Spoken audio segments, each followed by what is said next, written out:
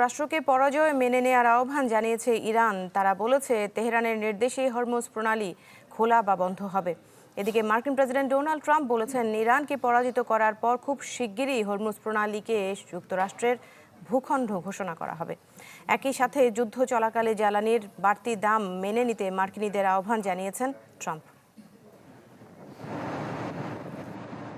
Iran যুক্তরাষ্ট্রের চলমান বৈরিতার কেন্দ্রে আছে হরমুজ প্রণালী।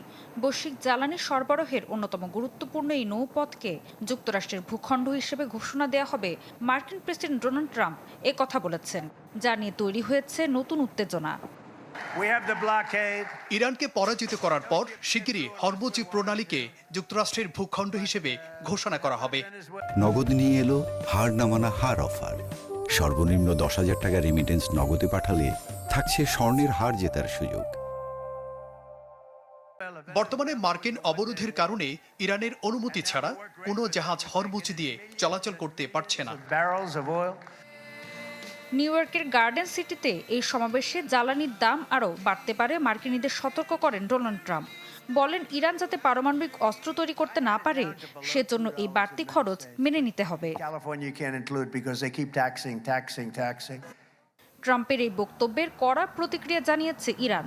দেশটির উপপররাষ্ট্রমন্ত্রী কাজেম গারিবাবাদি বলেন ইরানের নির্দেশেই হরমুজ প্রণালী খোলা বা বন্ধ হবে।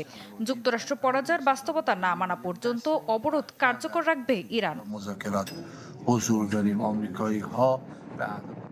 এদিকে প্রায় প্রতিদিনই হরমুজ প্রণালীতে কোনো না কোনো তেল ট্যাঙ্কারে হামলা বা দিক পরিবর্তন করিয়ে দেওয়ার ঘটনা ঘটছে। সবশেষ শুক্রবার রাতে একটি বাল্ক ক্যারিয়ার অজ্ঞাত প্রজেক্টাইলে আঘাত হেনেছে। এতে হতাহতের খবর নেই। সংঘাতের প্রভাবে আন্তর্জাতিক বাজারে অপরিশোধিত তেলের দাম বেড়েছে। শুক্রবার অপরিশোধিত তেল প্রতি ব্যারেল প্রায় $1 বেড়েছে।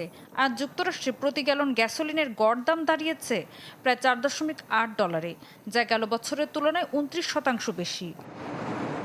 ঋতু সাহা, চ্যানেল 24।